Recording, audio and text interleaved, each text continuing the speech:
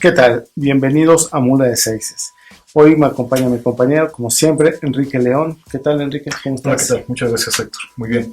Aquí por acá otra vez. Hoy vamos a tratar un tema escabroso para los capitalinos, para mucha gente mexicana, que son los sismos. Y para ello nos acompaña el doctor Víctor Manuel Cruz Atienza, jefe del Departamento de Sismología del Instituto de Geofísica de la UNAM. Muchas gracias por estar con nosotros. Y autor del libro Los sismos, claro, una amenaza cotidiana, ¿no? Sí, sí, claro. Un libro oportuno, necesario, didáctico y que viene a esclarecer, creo yo, varios de los mitos, de las dudas que todos tenemos sobre los sismos. Entonces, doctor, qué bueno que está aquí con nosotros. Gracias por estar aquí. Al contrario, es un honor, muchas gracias. Pues, doctor, primero, parece una obviedad, pero ¿por qué hacer un libro como este? Como este me refiero, tan didáctico, tan puntual y tan claro respecto a los sismos. Veía que había desinformación. ¿Por qué hacerlo? Bien, la motivación central yo creo que es muy personal y radica en un hecho muy simple, que es para que alguien tome acción y tome en serio algo que hay que hacer, por ejemplo, para prevenir un desastre, en este caso, frente a la amenaza de un terremoto, hay que estar informados, hay que saber cuál es esa amenaza bajo la cual estamos sometidos. La idea es informar a la población de cuál es la realidad, para entonces ofrecer o también describir con la mayor claridad posible las posibilidades que tenemos cada uno de nosotros para actuar contra esa amenaza. Entonces, es para despertar una motivación muy legítima, o sea, una justificación en el individuo muy natural de esa necesidad de medidas de prevención que instituciones diversas en el país se encargan de postular, pues, ¿no? Doctor, parece una pregunta obvia e inclusive hasta redundante, pero ¿qué es un sismo? Claro que es un sismo. Bueno, un sismo es una ruptura que ocurre dentro de la Tierra, es decir, como consecuencia de lo que llamamos la geodinámica interna, es decir, hay todo un movimiento en el manto terrestre de rocas muy lentamente, son ciclos convectivos que ocurren en el manto terrestre debido al calor que se emana del núcleo, donde hay muchos elementos radioactivos. Entonces este flujo convectivo, que es, digamos, parecido al que se genera en una olla con agua caliente, ¿no?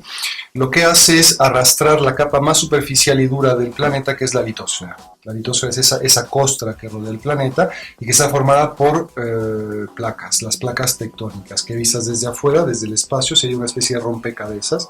Entonces, estas placas, al moverse unas con respecto a otras, interactúan en sus fronteras, están en contacto y se generan tensiones, fuerzas que pueden superar la resistencia de las rocas en esas zonas de contacto hasta provocar una ruptura, que no es más que un movimiento súbito, rápido de las rocas en esa región, que a su vez excita ondas elásticas, ondas sísmicas que se propagan al interior del planeta hasta llegar a la superficie, ¿no? Eso es un sismo.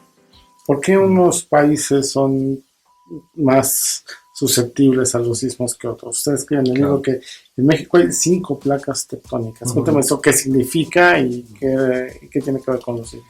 Claro, a ver, la razón por la que eso ocurre, es decir, porque hay países donde hay más sismos que en otros, es porque los sismos no se distribuyen azarosamente, están muy relacionados justamente a la geometría de estas placas que acabo de mencionar. Entonces, por ejemplo, en la periferia del Océano Pacífico, a esa periferia se le conoce como el cinturón de fuego, que es justamente, que está formado por una sucesión de zonas de subducción, es decir, de regiones en las que la placa del Pacífico, o sea, el fondo oceánico, pasa por abajo de los continentes que circundan en el océano. Entonces, en esa región, pues hay una sucesión de contactos, ¿no?, entre esa placa que mencioné, del Pacífico, y las sucesivas, porque son varias las que rodean al océano, y entonces ahí ocurren muchos sismos. No así en la parte norte por ejemplo, se me ocurre ahora Canadá, o en Brasil, o en el norte de Rusia, que son lo que llamamos cratones, es decir, regiones muy grandes, extensiones muy grandes, en medio de una placa, o sea, alejada de esos bordes en donde la placa entra en contacto, de ahí que ahí no haya sismos. Entonces depende mucho de si el país en cuestión está cerca de una zona tectónicamente activa, es decir, una zona donde las placas entran en interacción. En México hay 5 placas, efectivamente, que interactúan, de donde proviene o se entiende la actividad tan grande sísmica en nuestro país, ¿no? Esta actividad no está relacionada ni con el clima, ni con la religión, ni porque perdió la selección. Digo, finalmente... Porque viene Carlos Salinas. Exacto, es movimiento de la Tierra, son movimientos naturales que se dan por esta interacción de las placas. Sin embargo, en México tenemos unas, bueno, yo creo que en muchas partes del mundo, pero en México en especial, que es donde estamos, tenemos una serie de consejas muy interesantes con respecto a los sismos. Hace poco platicaba yo con una persona y me decía, es que hace mucho calor, no tarda en temblar. O si el cielo está particularmente rojo, ¿no? Claro. Si el cielo está rojo, ahí viene, Claro. ahí viene un sismo, ¿no? ¿Viene un gran sismo? A ver, de que viene un gran sismo, sí, desde luego, va a seguir habiendo grandes sismos como los ha habido en la historia de nuestro país. Históricamente, ahora podré hacer alusión a algunos, porque creo que es importante mencionar, pero digamos con relación a la pregunta central, es decir, ¿qué factores externos al planeta, como pueden ser algunos meteorológicos, o pueden afectar la ocurrencia de un sismo? Bueno, para empezar, los factores meteorológicos no tienen ninguna influencia en la sismicidad, salvo en algunos casos, digamos, donde el agua filtrada a través de algunas fallas muy superficiales, fallas geológicas, puedan filtrarse, y entonces si en esa región hay esfuerzos acumulados se pueden generar pequeñas rupturas, pero digamos de una forma muy superficial y localizada. O sea, los sismos que conocemos en México, los que reporta el Servicio Sismológico Nacional, y los grandes sismos no tienen estricta y rigurosamente nada que ver con cuestiones meteorológicas. Ahora, la interacción que puedan los astros, ¿no?, en el sistema solar, en particular nuestro satélite natural, la Luna, Júpiter, que es el planeta más masivo del sistema solar, está demasiado lejos, pero todos esos astros interactúan gravitacionalmente, es una realidad.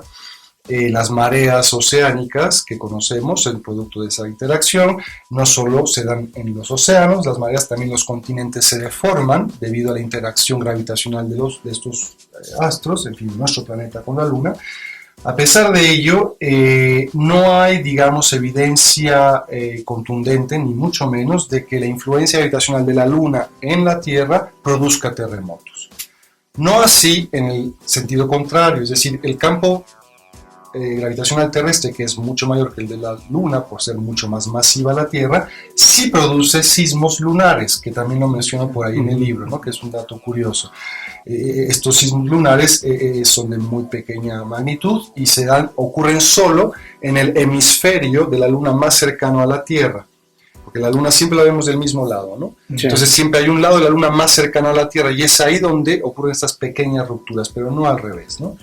Entonces, sí hay que tener claro que los terremotos no son más que el producto de toda esta geodinámica interna que ya expliqué hace un momento, y no tienen ninguna otra relación con fenómenos extraños como los que mencionamos. Ahorita que menciono las filtraciones de agua, supongo que mucha gente está pensando, no acaba de llover mucho, acaba de pasar una temporada de huracanes muy intensa, de tormentas tropicales. Eso, con filtraciones de agua, ¿eso tiene alguna relación o no? Sí, a ver, va a ser muy claros, ¿no? Porque ahora está pasando, sí, está pasando, pues, ¿no? A ver, pues han habido deslaves brutales, ¿no? Se han venido montañas enteras que han sepultado pueblos incluso, ¿no?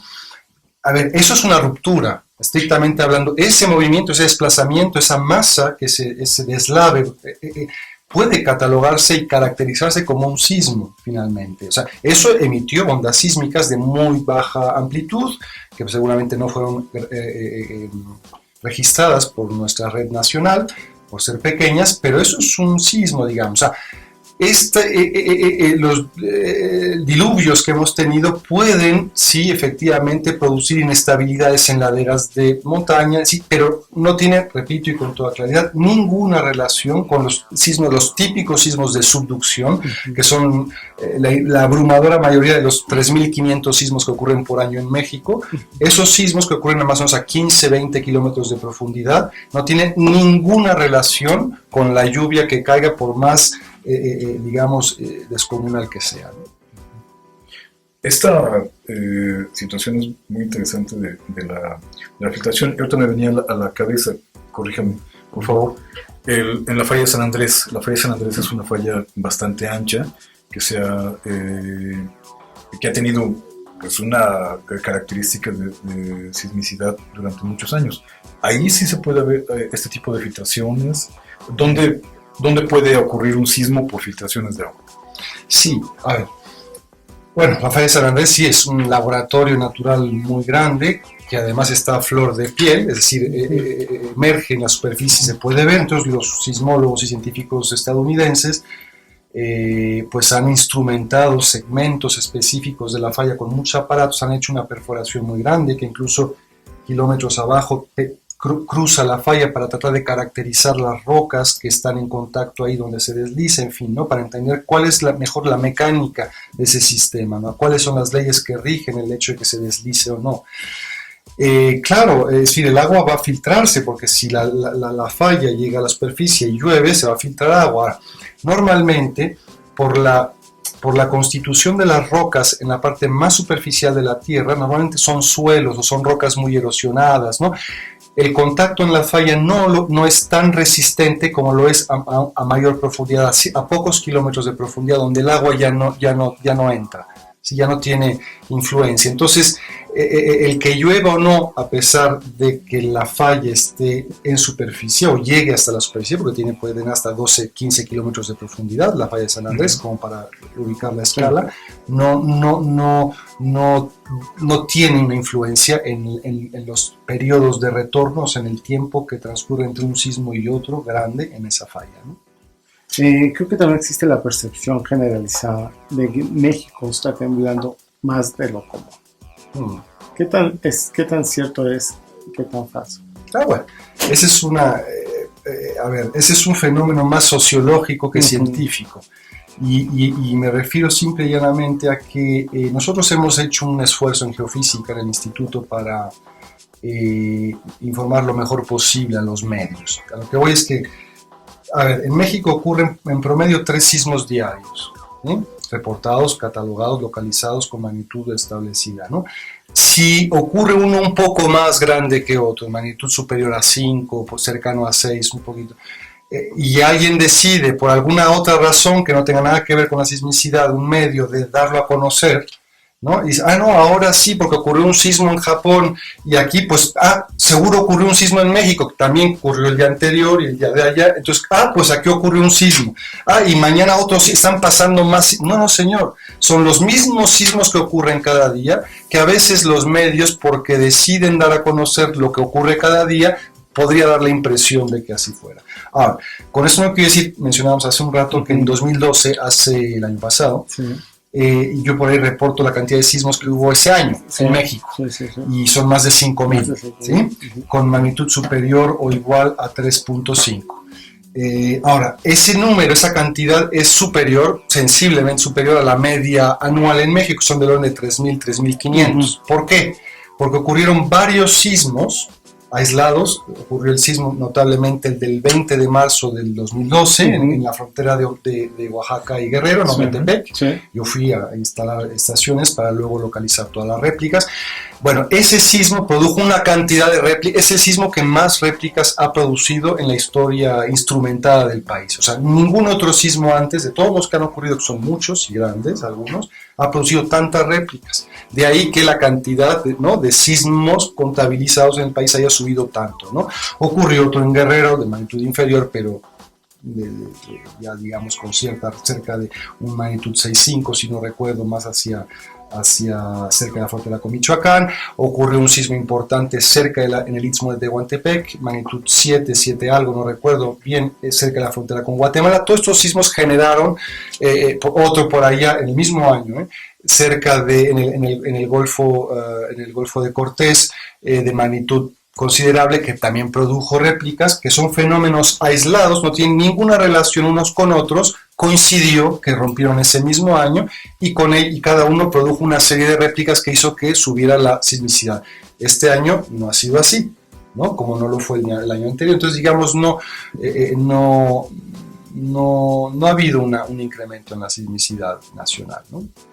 En ese sentido, En promedio. claro, en ese sentido, tenemos un volcán, cerca de la Ciudad de México tenemos un par de volcanes, uno de ellos activo. ¿Qué tanto incide, qué tanto provoca sismos? Porque finalmente el desprendimiento de lava, las cenizas, todo esto, pues son movimientos que se dan al interior de la Tierra. ¿Cómo afecta esto a la sismicidad?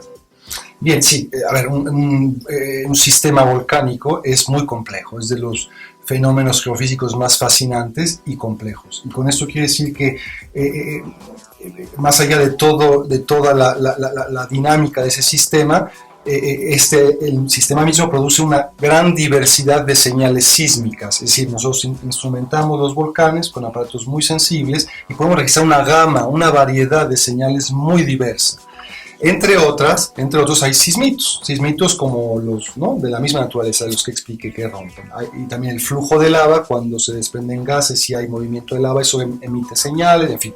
Entonces, siempre asociado a un volcán activo hay una sismicidad. Sin embargo, muy rara vez un sismo producido por una erupción volcánica va a rebasar magnitud 5. Es muy raro que así suceda, ¿no? O sea, la amenaza volcánica radica más bien en otros aspectos, que son pues los flujos piroclásticos, las caídas de ceniza, los gases, en fin, ¿no? Pero sismos, si los hay siempre, es importante monitorizarlos, localizarlos para saber caracterizar la actividad de la cámara magmática y saber si está cambiando esta actividad, pero no es un subfenómeno, ¿no? Los sismos no son un subfenómeno de este vulcanismo que puedan representar una gran amenaza, ¿no?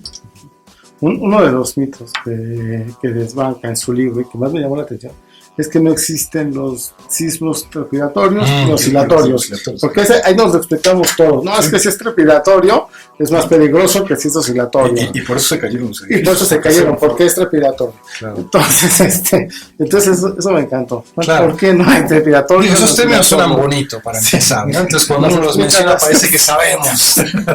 Pero es verdad que no forman parte del léxico científico de ninguna manera, ¿no? Son léxicos que son, digamos, pueden ser válidos si uno sabe específicamente a qué se refiere, pero que no son aptos para caracterizar un terremoto. O sea, no tienen nada que ver. Es decir, a lo que voy es simplemente lo siguiente. Un terremoto, cuando rompe, ¡pac!, emite ondas sísmicas de dos ondas diferentes, ondas P que viajan rápido, ondas S que viajan más lento. Estas ondas, cuando llegan a la superficie de la Tierra, generan otras ondas, surgen otras ondas que se llaman las ondas superficiales que viajan más lento. Están las ondas de Rayleigh, las ondas de Love, que son las que tienen las amplitudes de movimiento más grandes. Ok, cada una de estas ondas que he mencionado producen lo que decimos un movimiento de partículas, es decir, el suelo se mueve de una manera muy específica, que es precisamente ese movimiento el que caracteriza a cada una de estas ondas. Bien. Si el sismo ocurre abajo de nosotros, ¿sí?, porque por azar nos encontramos cerca del epicentro del sismo, normalmente el movimiento que más vamos a sentir va a ser vertical, porque la onda P va a llegar, la primera onda, la que viaja más rápido, va a llegar por abajo de nosotros, y el movimiento que induce esa onda al desplazarse en el medio, en las rocas, es en la dirección de propagación, ¿sí? Entonces, si el sismo está aquí y sube la onda y yo estoy parado aquí, el movimiento va a ser vertical.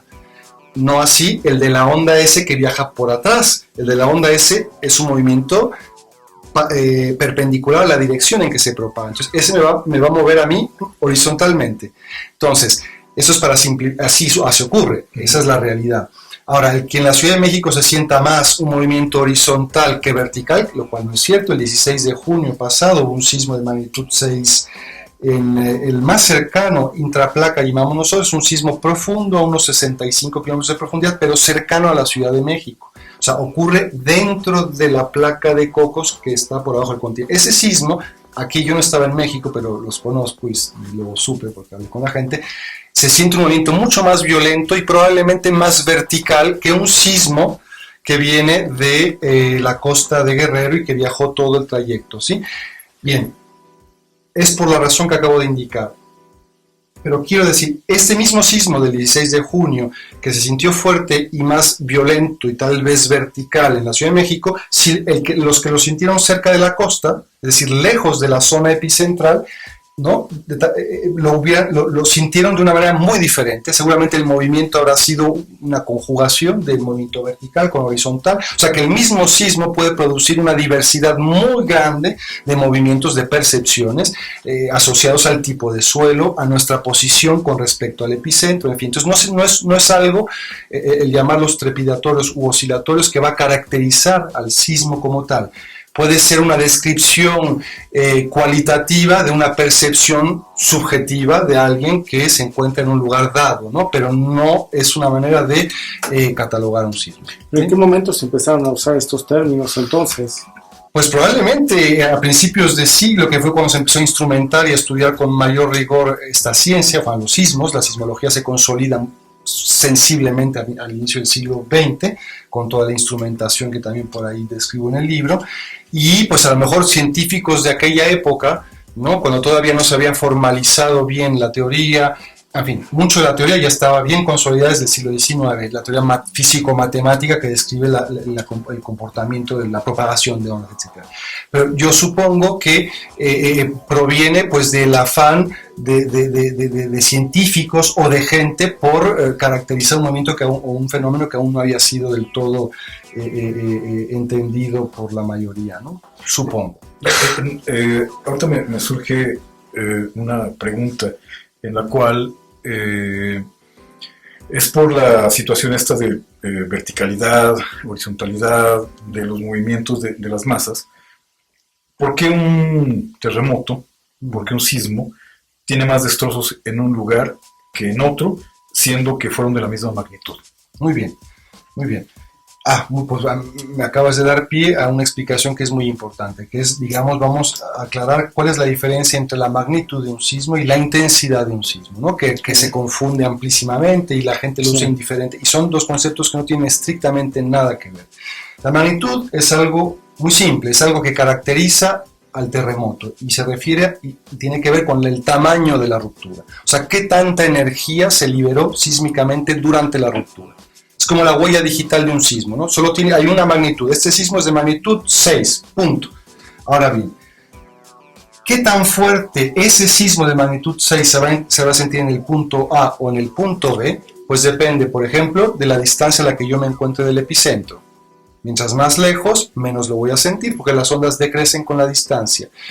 Va a depender también de si el lugar donde yo me encuentre, como la Ciudad de México, que todos sabemos que es el producto de los sedimentos de antiguos lagos, ese tipo de suelo amplifica mucho el movimiento. Entonces, en esos dos puntos A y B, uno que está a una distancia de 100 kilómetros y el otro a una distancia de 500, la violencia del movimiento va a ser muy diferente, va a ser mucho más grande en el punto A que en el punto B. Por lo tanto, la intensidad, que es lo que mide justamente los efectos de un terremoto, va a ser muy diferente en el punto A que en el punto B, ¿no? Para el mismo sismo de magnitud 6, ¿no? Entonces, eso es, la intensidad, lo que se mide en la escala de Mercalli, nos va a decir qué tan grandes fueron los efectos de las sacudidas, ¿no?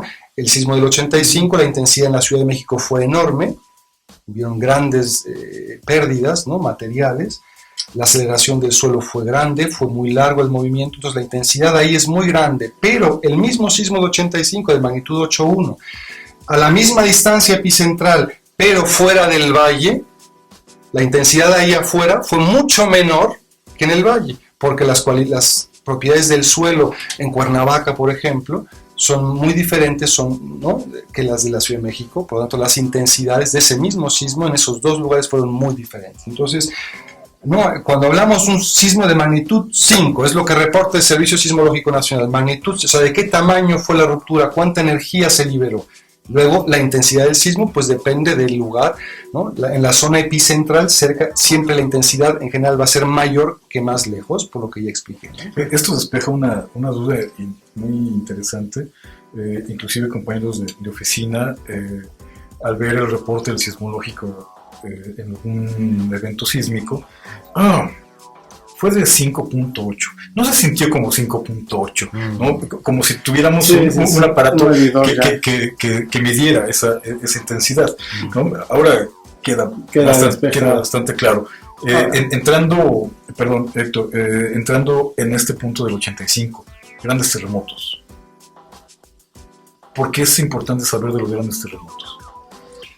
¿Y cuáles fueron? Claro, bueno, en México, a ver, hablamos mucho del 85, los tres lo vimos, ya lo hemos platicado, estando aquí en la Ciudad de México. El sismo del 85 es un sismo muy grande, pero no es el más grande que ha ocurrido en México, ¿sí? En 1932, por ejemplo, en las costas de Jalisco ocurrió el sismo de mayor magnitud que haya habido en México en la era instrumentada. Ese sismo en Jalisco, de magnitud 8.2, fue registrado por las estaciones que ya operaban dentro de nuestro territorio. Bien, incluso hay otro que es mucho más grande, del que también tenemos conocimiento, que data de 1787, 2 años antes de la Revolución Francesa, y que rompió magnitud 8.6 y que rompió toda la costa de Oaxaca, ¿sí? Esto se sabe por documentos históricos, es un trabajo muy serio que ha sido publicado en una revista muy prestigiosa, y lo que se deduce es que rompió toda la costa de Oaxaca y que este sismo de magnitud 8.6 es una escala logarítmica. Luego podría, si quieren, explicar un poco a qué me refiero con esto, cuya ruptura es mucho más grande que el de 85, mucho más, probablemente más de 30 veces, o de entre 20 y 30 veces más grande que el de 85, y produjo un tsunami, ese sismo del 776, que entró en lo que hoy es Puerto Ángel hasta 6 kilómetros tierra adentro. ¿Sí? O sea, un poco las imágenes que vimos en 2004 en Sumatra, ahora en Japón, ¿no? Sí. Entonces, esa es la realidad de este país. Entonces van a seguir habiendo grandes sismos. ¿Por qué es importante estudiarlos?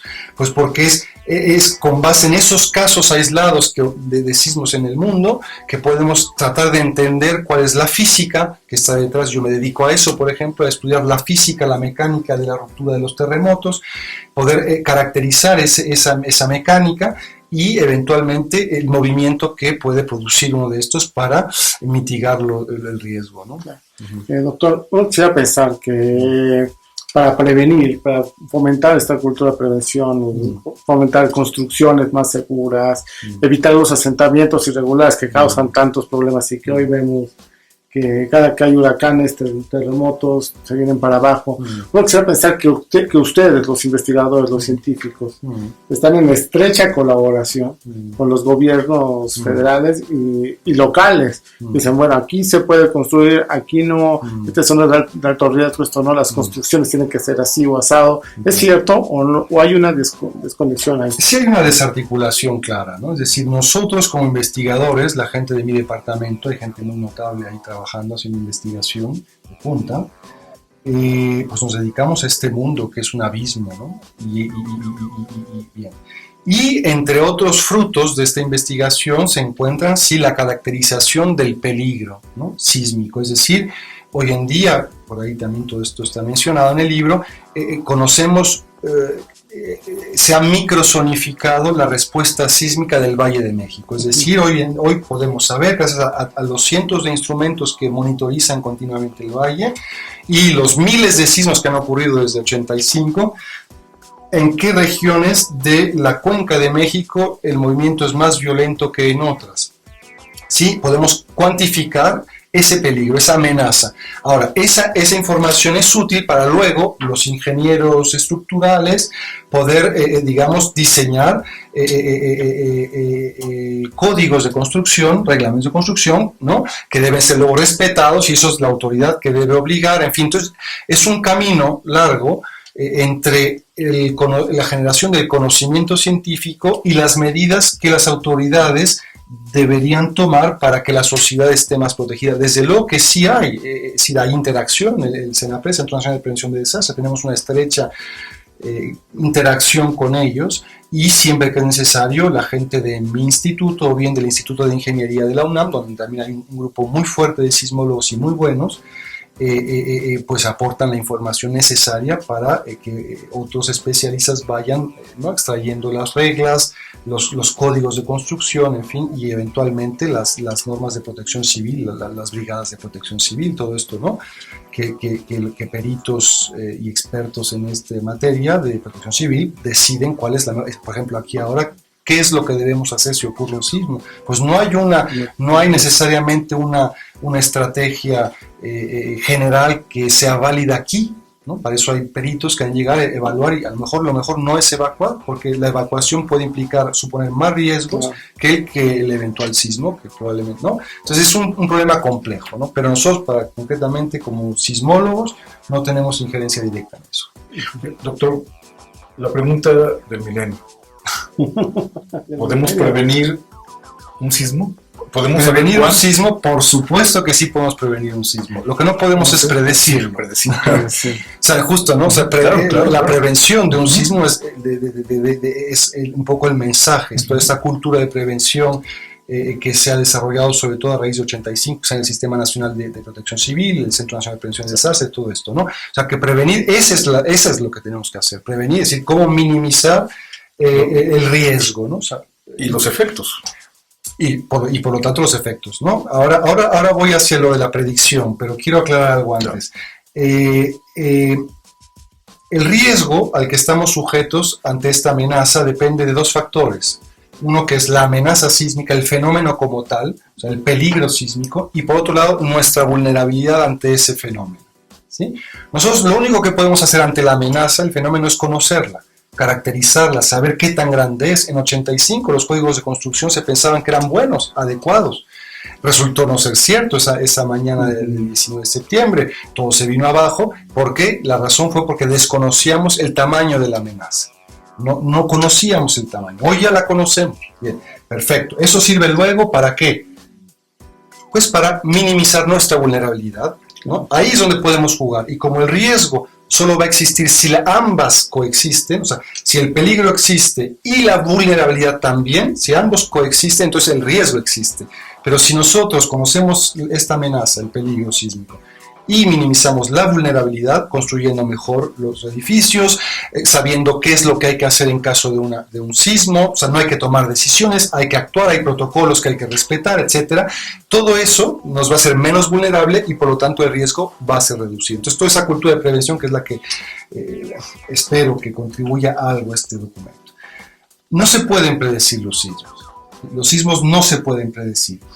En los años 60 y 70 hubo una escuela muy importante en China de predicción, muy seria. Es decir, científicos se dedicaron a identificar fenómenos, ¿no?, precursores, que llamamos fenómenos que pueden en ocasiones tener lugar antes de un sismo. Por ejemplo, la emisión de gas radón en aguas subterráneas, cambios en los niveles freáticos en los mantos acuíferos, a veces comportamiento anómalo de animales, que no es que tengan un sexto sentido, que sientan o vean el futuro, simplemente que ellos perciben, ¿no?, a lo mejor vibraciones que se están siendo emitidas, que imperceptibles, pero que ellos sí perciben, ¿no?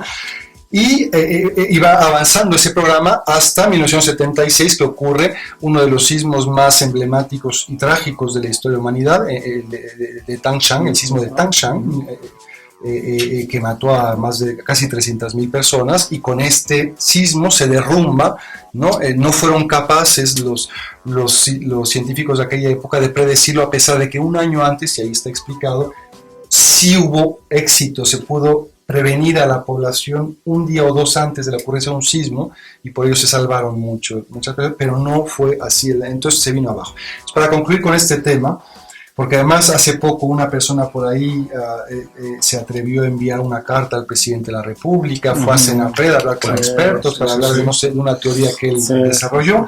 Es muy delicado, muy delicado. Yo lo único que tengo que decir es que ni siquiera en los lugares, en los países, regiones geográficas mejor instrumentados del mundo, es decir, donde más financiamiento hay para el estudio de este fenómeno, como lo es Japón y pues la costa occidental de los Estados Unidos, toda California, se ha podido, a pesar de haberlo hecho con esa intención, detectar fenómenos precursores, o sea, algo que sistemáticamente ocurra antes de una ruptura. ¿Sí? O sea, la conclusión hoy, y miren que ha habido los más grandes sismólogos del mundo, ese es uno de los anhelos más que siempre está en el espíritu, es lograr predecir un terremoto, ¿no? Sin embargo, la complejidad del fenómeno hasta hoy es tal que es imposible saber cuándo va a ocurrir un sismo. Podemos tener una idea cercana de dónde, ¿no? Porque sabemos que los sismos ocurren en ciertas regiones, ¿no? Y digamos, una estimación muy imprecisa de los periodos de retorno de los sismos, pero esto nos sirve para prevenir un desastre, ¿no? Entonces, ya por último, porque ya estamos sobre tiempo, Sí. la cultura de prevención sismológica en México ¿es eficaz? ¿Qué tan adecuada es? ¿Cómo andamos en ese tema? bueno, en esta materia yo no soy un experto, soy sismólogo, me he informado, he sido asesorado por gente muy buena en todo este tema de la prevención. Ha habido avances muy significativos, como mencionaba hace rato, a raíz del 85 se crea el Sistema Nacional de Protección Civil, se funda el Centro Nacional de Prevención de Desastres con fondos de Japón. Fíjense, o sea, en ese momento los ojos del mundo se volcaron a México, había pasado algo sin precedente en el mundo, científicamente hablando. Entonces se crea el Centro Nacional de Prevención y digamos toda una serie de instituciones y de cultura que algunos hemos vivido incluso en las escuelas, que desde luego nos lleva a una situación a priori menos vulnerable, estamos mejor preparados, ¿no? Está el sistema de alerta sísmica temprano, ¿no? Que es un sistema muy sofisticado que va a seguir evolucionando, ¿no? Va a seguir mejorando. Pero que ya es algo muy significativo. Ahora, eso no supone, desgraciadamente, que si hoy ocurriera un sismo como 85, si ocurriera el famoso sismo de la brecha de Guerrero, es decir, esa región donde no ha ocurrido un sismo hace más de 100 años, hay estudios, y está escrito en el libro, rigurosos, que muestran que si ahí ocurriera un sismo comparable de 85, es un segmento de la costa más cercano a la ciudad que donde ocurrió el de 85, los movimientos en la ciudad serían de 2 a 3 veces más violentos que los de 85, eso por un lado. Y por otro lado, el crecimiento descomunal de la mancha urbana, en regiones donde a lo mejor no hay códigos de construcción, porque no hay un descontrol absoluto, o bien la falta de legalidad, que la gente no está acostumbrada, no estamos acostumbrados en este país a respetar las normas creadas por expertos, pues las estimaciones hoy son que sin duda podría ocurrir un desastre importante, ¿no? Si ocurriera otro sismo comparable. Así es. Bueno, pues estamos advertidos. Finalmente esto no es un acto adivinatorio. Los mejores expertos en el mundo han concluido que no se puede predecir un evento de estos.